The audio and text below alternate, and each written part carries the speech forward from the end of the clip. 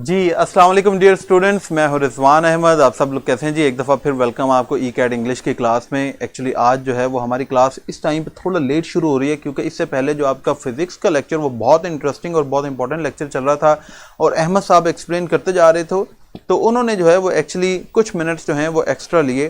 तो जैसे ही उनका लेक्चर ख़त्म हुआ मैं आपके सामने जो है वो लाइव आ चुका हूँ और मैंने क्या किया कि जितनी देर में आप अपने फिजिक्स का टेस्ट कर रहे थे, मैंने एक बहुत ही फेमस बड़ा पॉपुलर पैराग्राफ है वो मैं बोर्ड पर लिख रहा हूं।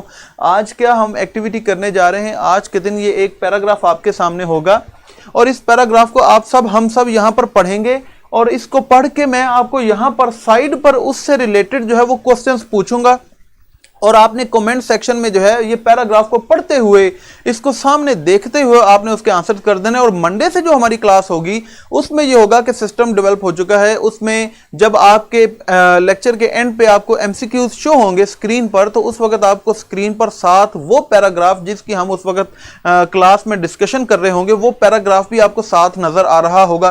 तो आपको उस वक्त एमसीक्यू स्क्रीन पर अटेम्प्ट करते हुए ये मुश्किल नहीं होगी जैसा प्रीवियस लेक्चर में आप लोगों ने शिकायत की कि जी हमें पैराग्राफ शो नहीं हुआ जिसकी वजह से हमारे जो है वो एमसीक्यूज गलत हुए हैं। तो आज भी ये इशू नहीं होगा क्योंकि अभी हम ये सारे क्वेश्चंस मैं इधर आपके सामने लिखूंगा, पैराग्राफ आपके सामने लिखा हुआ होगा और मंडे वाले दिन वो पैराग्राफ स्क्रीन पर भी आपको शो जो है वो हो जाया करेगा। ठीक है, बस मुझे अब जो है वो 2 मिनट चाहिए ताकि हम इस पैराग्राफ को कंप्लीट करें, फिर इसकी रीडिंग करेंगे और उसमें से बहुत इंटरेस्टिंग और जो चीजें मैं आपको आज बताऊंगा कि किस तरह आपने पैराग्राफ को अंडरस्टैंड करना है, चीजों को जहन में रखना है और जो एक आधा क्वेश्चन वो 100% आपको जो है वो ई कैट के अंदर भी उसी तरह का, उसी टाइप का, उसी टेक्निक पे बेस्ड जो है वो क्वेश्चन आता होता है। तो बस ये जो हमारा पैराग्राफ जो है अब हम खत्म कर रहे हैं। अच्छा, ये कार्ड हेड्स, जल्दी से आप सब ऑनलाइन आ जाएं इस वक्त।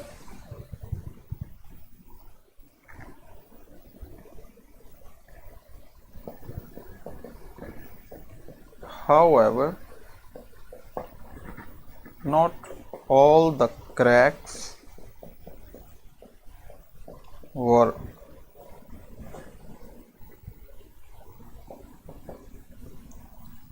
avoided, so he filled them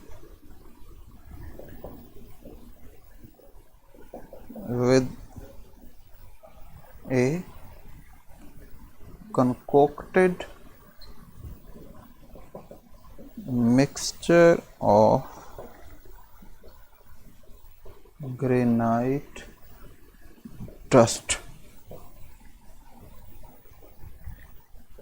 Every winter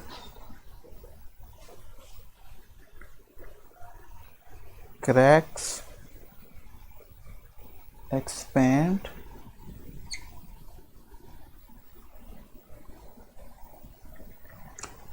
so maintenance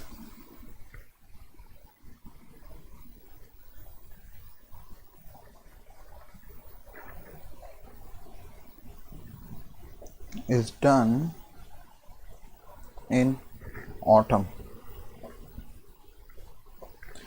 अच्छा जी,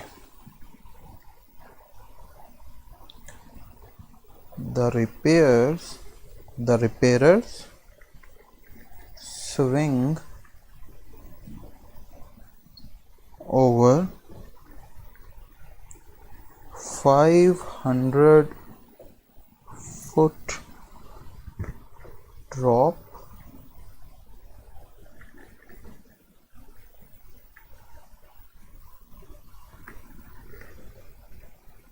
he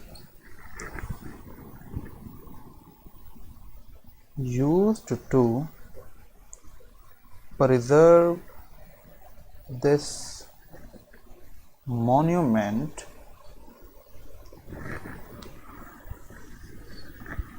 for future generations. ले बच्चों, अभी ये आपके सामने एक पैराग्राफ लिखा हुआ है, बहुत ही ये फेमस पैराग्राफ है।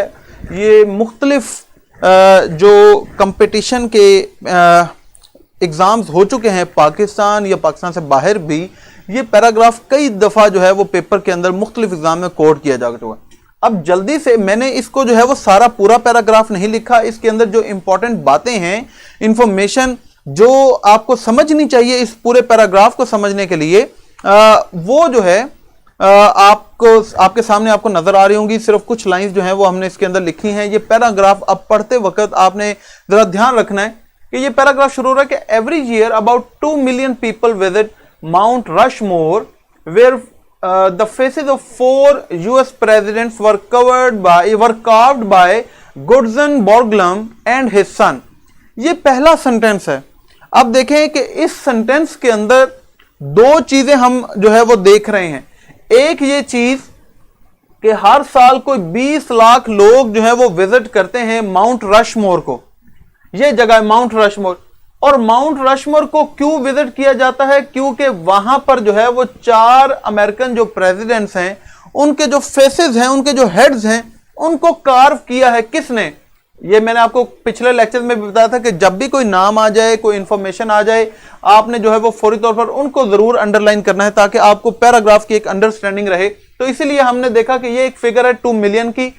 रशमोर और यूएस प्रेसिडेंट्स जो हैं उनके हेड्स, 4 यूएस प्रेसिडेंट्स के हेड्स जो है वो वहां पर कार्व हुए हैं। किसने कार्व किए हैं? उनके नाम और उसका जो है वो बेटा, वो हमने यहां पर अंडरलाइन कर लिए। अब इस पहले सेंटेंस के अंदर 2 तरह की चीजें जो हैं वो डिस्कस की गई हैं।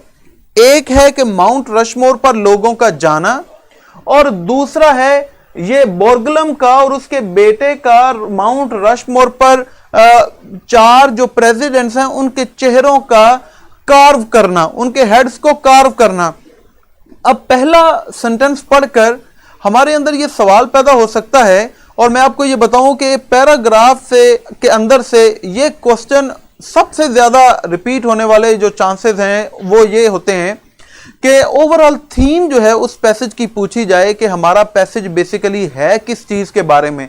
अब हम कैसे समझ सकते हैं? मैंने आपको अपने ई कैट के पहले लेक्चर में बताया था कि जब भी आप कोई पैसेज पढ़ते हैं तो उसके जो पहले 1-2 सेंटेंसेस होते हैं, या पहला सेंटेंस, उसे हम कहते हैं टॉपिक सेंटेंस। टॉपिक सेंटेंस का मतलब ये होता है कि उस पैराग्राफ के अंदर हमारा राइटर किस चीज के बारे में डिस्कशन करने जा रहा है, किस चीज के बारे में वो बताएगा, वो उसको जनरल जो है वो बता देगा। कि लेट्स से कि अगर हम एक ऐसे लिख रहे हैं और उसमें हम लिख रहे हैं कि reason for corruption in Pakistan.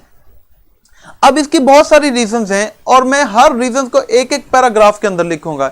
एक पैराग्राफ है जिसके अंदर मैं ये बताना चाहता हूं कि poverty is rampant and that is the most prevalent या द मोस्ट एक्साइटिंग या striking reason for corruption in Pakistan. कि पॉवर्टी, अब इसमें और भी जो है वो हमारा जो तर्ज हुकूमत है, फॉर्म ऑफ गवर्नमेंट का ठीक ना होना, या गवर्नमेंट का जो है वो प्रॉपरली फंक्शनल ना होना, यह भी एक इशू आ सकता है। इलिटरेसी एक इशू आ सकती है, रूरल अर्बन डिवाइड इशू आ सकती है। बहुत सारी हमारी अपनी जो मटेरियलिस्टिक जो हमारा एप्टीट्यूड टुवर्ड्स लाइफ है वो एक करप्शन की वजह बन सकती है। ये सारी वजूहात हैं, लेकिन इस पैराग्राफ के अंदर I am only going to discuss that poverty is a reason for corruption. अब ये इस पैराग्राफ की पहली लाइन पर मैंने लिखा तो रीडर जो है, एग्जामिनर, उसे फौरन पता चल जाएगा कि इस पैराग्राफ के अंदर I am only going to discuss कि पॉवर्टी किस तरह रीजन बनती है करप्शन की, और हम पॉवर्टी जो है उसके कुछ फैक्ट्स, फिगर जो भी हम ऐड करना चाहें या इसको कैसे एलिविएट किया जा सकता है, वो उस पैराग्राफ के अंदर आएंगे। तो उस किसी भी पैराग्राफ के पहले सेंटेंस को पढ़कर हमें अंदाजा हो सकता है कि ये पैराग्राफ जो है वो किस चीज के बारे में। अब इसके अंदर आगे फर्दर कंफ्यूजन होती है कि समटाइम्स जो हमारा टॉपिक सेंटेंस होता है उसके अंदर हम डिफरेंट सब्जेक्ट्स जो है वो अपने इंट्रोड्यूस करवाते हैं, जैसा कि हमारे इस पैराग्राफ में हुआ। इस पैराग्राफ के पहले सेंटेंस के अंदर 2 चीजें डिस्कस की गई हैं। एक तो यह है कि लोगों का हर साल माउंट रशमोर पर जाना, और दूसरी चीज डिस्कस की गई है यहां पर हमारा जो स्कल्प्टर है गुडसन बोर्गलम, इसका और इसके बेटे का वहां माउंट रशमोर पर प्रेसिडेंट्स के हेड्स को कार्व करना। अब सवाल यह पैदा होगा कि यह पैसेज फिर किस चीज के बारे में है? ये लोगों के वहां जाने के बारे में है, या फिर ये बोर्गलम के उस वहां पर जो है वो उस पहाड़ के ऊपर उन हेड्स को कार्व करने पर है? अब हमें जिस चीज से भी रिलेटेड हमारा पैराग्राफ होगा, अगले 1 आधे 2 सेंटेंसेस के ऊपर हमें जो है वो डायरेक्ट उसके ऊपर लिखी हुई इंफॉर्मेशन हमें मिल जाएगी। अगर तो इस पैराग्राफ में बाद में पहले सेंटेंस के बाद सारा फोकस होता कि किस तरह वहां पर लोग जाते हैं, किन किन इलाकों से वहां पर लोग पहुंचते हैं, वहां पर लोग जाकर क्या करते हैं, लोगों के लिए वो कितनी अहमियत का हामिल है। तो इससे हमें समझ आ जाएगी कि ये पैराग्राफ जो है, ये जी साइन ऑफ सेटिंग जो है, ये हमें पता चल जाएगा कि ये हमारी सेटिंग किस चीज के बारे में है। Either is it going to be the people who visit Mount Rushmore every year, और is it going to be about the sculptor and how did he create या how did he carve out those heads. आगे अगले paragraph में हमें इससे related जो है वो इंफॉर्मेशन मिल जाएगी। फिर अगले पैराग्राफ में जो लिखा होगा हमें पता चल जाएगा कि ओवरऑल जो जनरल आइडिया, जो जनरल थीम है इस पैराग्राफ की, वो क्या है। तो अगला सेंटेंस हमारे पास लिखा हो, it took 14 years and $1 million। आप देख लें, अगले सेंटेंस में ये कहीं नहीं लिखा हुआ कि वहां पर लोग जाकर क्या करते हैं। उसमें ये लिखा हुआ है कि ये जो बोर्गलम ने ये कार्व किया तो उसे कितनी मेहनत करनी पड़ी, 14 साल लगे और कोई $10 लाख जो है वो चले अगला सेंटेंस पढ़ लेते हैं। These were the times when people were jobless। अब again, it is not about the people who visit Mount Rushmore every year। हमें बार बार जो इंफॉर्मेशन मिल रही है कि दिस पैसेज जो है it is going to be about the carvation या creation of those four heads that actually Gutzon Borglum and his son carved out on Mount Rushmore. हमें यह पता चल रहा है। ये उस वक्त था जब फाइनेंशियल क्राइसिस थे और लोग जो है वो ज्यादातर जॉबलेस थे। अगेन हमारे पास ऑप्शन आ रही है, आपने इनको जरूर अंडरलाइन करते जाना है, आपको पता चलता जाएगा जहन में। अभी आपका पेपर जो है बेटा मोहम्मद, ये तो आपकी प्रैक्टिस के लिए मैं आपको कह रहा हूं कि पूरा पैराग्राफ पढ़ें। आखिरी कुछ दिनों के अंदर मैं आपको बताऊंगा कि हमने किस तरह एमसीक्यूज को पढ़कर डायरेक्ट आंसर जो है वो अपने निकालने हैं। जब तक आप ये एक्सरसाइज नहीं करेंगे, जब तक आपको पैराग्राफ की टेक्निक्स का नहीं पता होगा, पैराग्राफ के स्ट्रक्चर का नहीं पता होगा, तब तक आप प्रॉपरली जो है वो उनके आंसर्स भी फाइंड आउट नहीं कर सकते। फॉर एग्जाम्पल देखें ना, अगर आपने पैराग्राफ नहीं पढ़ा और ये क्वेश्चन आ जाता है, जैसा कि आज मैं आपसे भी पूछूंगा कि what this passage is about, अब आपने ये पैराग्राफ नहीं पढ़ा, आप इसका जवाब कैसे देंगे? तो मार्क्स तो आपके गलत हो गए ना। तो एक गलत करेंगे तो 4 नंबर जो मिलने थे वो भी गए, और माइनस जो एक आप सही करेंगे उसमें से गए, तो 5 नंबर का नुकसान आप करा लेंगे। इसलिए हमें एक एक एमसीक्यूज के ऊपर जो है वो काम करने की जरूरत है। उससे पहले हमें पैराग्राफ पढ़ने की टेक्निक पता हो, ताकि इतनी प्रैक्टिस कर लें कि पेपर के दिन हम क्विकली 10 मिनट के अंदर अंदर जो है वो जल्दी से इसी तरह पढ़ते हुए सेंटेंसेस को, मुश्किल वर्ड्स में घबराना नहीं है। अच्छा जी, साद कह रहे हैं आपकी आवाज जो है जी बेटा, ये समटाइम्स इंटरनेट की कनेक्टिविटी की वजह से वीडियो और ऑडियो जो है वो थोड़ा आगे पीछे हो जाती है। ठीक है, आप जरा अपना पेज भी रिफ्रेश कर सकते हो, यहां पर हमारे एंड पे कोई इशू नहीं आ रहा। आप अपना पेज मेरा बेटा रिफ्रेश कर लो। तो इसलिए आपको बता रहा हूं कि जब आप लाइंस को पढ़ रहे हो तो क्विकली कैसे आप जो है वो उस पैराग्राफ के अंदर इंपॉर्टेंट इंफॉर्मेशन उसे फौरी तौर पर जो है वो अंडरलाइन कर लें। उबैद पूछ रहे हैं कार्व का मानी क्या होता है? कार्व का मतलब होता है ऐसे किसी चीज को, जैसे पत्थर को किसी चीज को शक्ल देना। ठीक है, अच्छा जी। So Borglum hired laid off. Laid off का मतलब क्या होता है? जिनको निकाल दिया गया होता है। लेड ऑफ वर्कर्स कहां पे? From the closed mines of Black Hill. इसका मतलब है कि ब्लैक हिल एक एरिया था, वहां पर जो कानें बंद हो गई थी क्योंकि पैसा नहीं था, फाइनेंशियल क्राइसिस चल रहे थे। जैसा आजकल आप देखो कोरोना वायरस आ गया, कंपनी अपने मुलाजिम निकाल रही है। तो बोर्गलम ने क्या किया कि वो मुलाजिम जो जॉबलेस थे, जिनको निकाल दिया था कानकुनी के काम से, उसने उन लोगों को हायर किया। He taught them the use of dynamite, और उनको सिखाया कि डायनामाइट कैसे इस्तेमाल करना है, कैसे वो धमाके करने हैं पत्थरों को तोड़ने के लिए। ड्रिल एंड केव, गार कैसे बनानी है, ये सारी मतलब उसने उनको सिखाया। ये हमने ध्यान में रखना है। His specially devised chairs had many special features, और उसकी ये हम इसको अंडरलाइन कर सकते हैं कि डिवाइस चेयर्स में भी इससे रिलेटेड कोई इंफॉर्मेशन आ जाए कि उसकी खास तौर पर बनाई हुई कुर्सियां जो हैं उसके अंदर कई खास फीचर्स है। नो वर्कर्स डाइड, ये इंपॉर्टेंट इंफॉर्मेशन अगेन कि इस काम के दौरान जो है वो कोई आदमी मरा नहीं, ना कोई सीरियसली इंजर्ड हुआ। During the carving many changes were brought to keep the head free of fissures. और जब वो कार्विंग कर रहे थे तो जो ओरिजिनल प्लान बनाया गया था कार्विंग के दौरान, उस ओरिजिनल प्लान में बहुत सारी तब्दीलियां जो है वो लाई गई। तो आप इसको चाहे बॉक्स बना लें या साइड पे कर लें, आपको समझ आ जाए कि जो ओरिजिनल प्लान है उससे बहुत सारी तब्दीलियां जो है वो कार्विंग के दौरान आई। अब ये फिशर्स क्या होता है, फिशर्स का मानी होता है क्रैक्स, कि जब वो उनके चेहरे बना रहे थे तो वो पत्थर है जाहिर है, तो जिस तरह लकड़ी जो है वो उसके दरवाजे वगैरह बना लेते हैं, सर्दियों के अंदर वो फूल जाते हैं, या कभी लकड़ियों के अंदर जो है वो क्रैक्स आ जाते हैं, तो इसी तरह पत्थरों के अंदर भी, चूंकि वो इतने बड़े साइज के थे, तो कार्विंग के दौरान जो है वो कभी उसे कार्व करते हुए एकदम से जो है वो, अब वो नरम तो है नहीं कि ऐसे आप उसे काटेंगे तो वो उसी शेप में कट जाएगा, वो कभी जो है वो किसी वजह से क्रैक हो जाता। तो लिहाजा however not all cracks were avoided. तो अब जो आज वहां पर आपको नजर आते हैं जो उनके चेहरे बने हुए, उनके अंदर ओरिजिनली बहुत सारे क्रैक्स बाकी रह गए थे, तो उसने उन क्रैक्स को क्या किया, he filled them with a concocted mixture of granite. याद रखें इसका मतलब है कि ये कंकोक्टेड उसका अपना बनाया हुआ, कंकोक्ट का मतलब होता है खुद से घड़ लेना, तो उसने अपना एक मिक्सचर तैयार किया उन पत्थरों के क्रैक्स को फिल करने के लिए। सो मेंटेनेंस, लिहाजा एवरी विंटर, अब याद, ये अगेन हम इसको जहन में रख लेंगे कि एवरी विंटर जो क्रैक्स जो है वो एक्सपेंड, वो क्रैक्स जो है वो जाहिर है वो अब पत्थर तो नहीं है उसके अंदर जो मिक्सचर है, तो सर्दियां जब इतनी ज्यादा पड़ती है, स्नो फॉलिंग होती है, तो पत्थरों के दरमियान जो क्रैक्स हैं वो थोड़े एक्सपेंड कर जाते हैं, तो फिर वो क्या करते हैं कि maintenance is done in autumn. तो ऑटम में, खजा में जो है वो उन क्रैक्स को दोबारा फिल किया जाता है। The repairs swing over 500 foot drop. अब ये इसको दोबारा अंडरलाइन कर लेंगे कि 500 फुट का जो है वो ड्रॉप होता है, जहां से वो ऊपर जो है वो नीचे ऐसे पहाड़ से नीचे जो है वो ऐसे स्विंग कर रहे होते हैं उन क्रैक्स को फिल करने के लिए। He used to preserve this mountain for future generations. वो इस जो मॉन्यूमेंट है इसको प्रिजर्व करना चाहता था, आने वाली नस्लों के लिए चाहता था। यूज टू, इट मींस के now the sculpture is dead. तो इस तरह चीजों को जो है वो आपने जहन में रखना होता है। ये पैराग्राफ आपने सुन लिया, अब इसमें से मैं आपसे क्वेश्चन पूछने जा रहा हूं, ठीक है। सबसे पहला क्वेश्चन, और आपने जब भी अभी जो है वो देखकर मुझे जो है वो उसका आंसर बताना है जल्दी से। What this passage is about.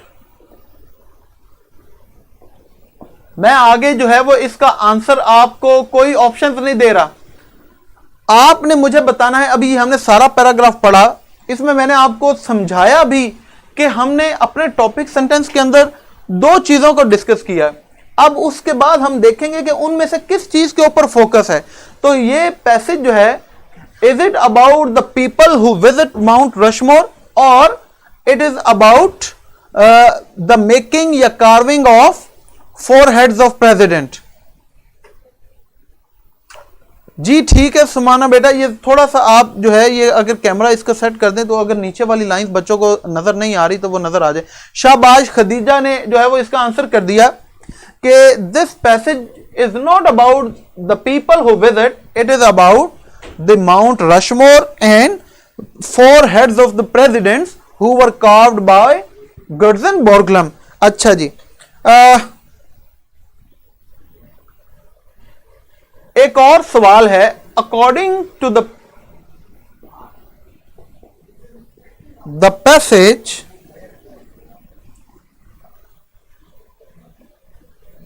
गुड्सन्स son is dead और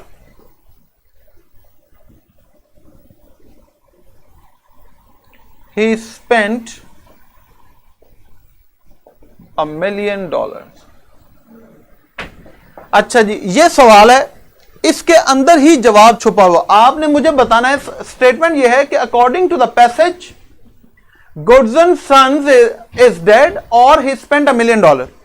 जो हमारा ये स्कल्प्टर है उसने अपने बेटे के साथ मिलकर जो है वो ये कार्व्ड किए थे ये 4 हेड्स। उनके मुताबिक अब इस पैसेज में बताएं कि क्या उसके बेटे से रिलेटेड कोई ऐसा सेंटेंस लिखा हुआ है जिसमें वो बताएं कि उसका बेटा मर चुका है, या फिर उससे रिलेटेड हमारे सेंटेंस में ये इंफॉर्मेशन लिखी है कि जी हां उसने जो है वो $1 million जो है वो स्पेंड किए थे। जल्दी से मुझे बता दें इन दोनों में से कौन सी इंफॉर्मेशन हमारे पास इस पैसेज के अंदर है।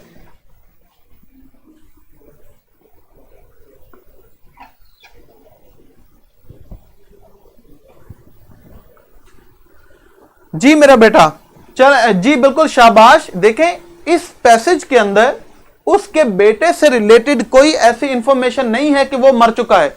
हाँ, गोटसन बॉर्गलम से रिलेटेड इंफॉर्मेशन है जो मैंने आपको यह बताया कि ही यूज्ड टू, अब वो मर चुका है, लेकिन उसके बेटे से रिलेटेड ये इंफॉर्मेशन यहां पर जरूर मौजूद है कि उसने और उसके बेटे ने मिलकर वहां पर $1 मिलियन जो हैं वो स्पेंड किए। तो ये जो इंफॉर्मेशन है ये एग्जिस्ट करती है, ये आपको पता होना चाहिए। अच्छा जी, एक और क्वेश्चन जो मैं आपसे पूछना चाह रहा हूं कि in the second sentence the word these refers to, ये जो हमारे पैराग्राफ का दूसरा सेंटेंस जो है, थर्ड सेंटेंस के अंदर ये जो वर्ड हमारे पास दीज है, ये किसको रेफर कर रहा है? These were the times when people were jobless. जल्दी बता दें, शाबाश। मैं ऑप्शन दे दूं, डॉलर्स को, फेसेस को, या फिर टाइम्स को? जी जल्दी शाबाश मुझे बता दें। दीज वर द टाइम्स, तो आप देखें दीज वर द टाइम्स, ये देखें ये हमारे पास लिखा हुआ, तो इसका मतलब है कि इसमें हमें फौरी तौर पे पता चल जाता है कि ये किसको रेफर कर रहा है, ये टाइम्स को रेफर कर रहा है। इसी तरह और भी इस पैराग्राफ के अंदर से जो क्वेश्चंस हैं वो बनाए जा सकते हैं। आपके पास ये पैराग्राफ है, आप इसकी अभी पिक्चर ले सकते हैं।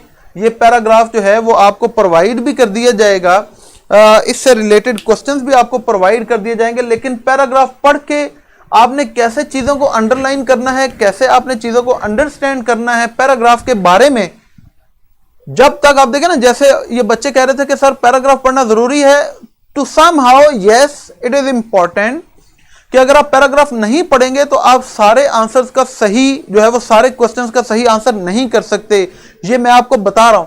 तो इसलिए पैराग्राफ को क्विकली गो थ्रू जरूर करना है पेपर के अंदर, लेकिन उससे पहले आपको क्विकली गो थ्रू करने के लिए इस तरह की प्रैक्टिस आनी चाहिए कि जब भी पैराग्राफ आए तो उसका टॉपिक सेंटेंस देखें, उसके अंदर जो छुपा हुआ जो हमारा ये लिखा हुआ सब्जेक्ट है उसको अंडरलाइन करें, फिर ओवरऑल समझें कि इस पैसेज की थीम क्या है, ये किस चीज के बारे में है, जहां पर कोई नेम्स हैं, कोई इंपॉर्टेंट इंफॉर्मेशन है, कोई आइडिया है, कोई डेट है, कोई फैक्ट है, कोई नंबर है, कुछ भी है, उसको जो है वो अपने जहन में लिखते रहें। जब आपका पेपर आएगा आपको साथ में एक रफ पेपर भी मिलेगा, तो आप रफ पेपर के ऊपर जो है वो ये सारी चीजें नोट कर सकते हैं ताकि आपको आंसर करते हुए आसानी रहे। चलें, आज के लिए इतना ही। इंशाल्लाह मैं उम्मीद करता हूं कि आपको लेक्चर पसंद आया होगा, आपको कुछ क्लैरिटी आपको हो रही होगी। इंशाल्लाह विद द कमिंग टाइम्स आप बहुत ज्यादा क्लियर हो जाएगा आपका ये कॉन्सेप्ट। अपना ख्याल रखें, दुआओं में याद रखें। अल्लाह हाफिज। इंशाल्लाह फिर आपसे मुलाकात होगी।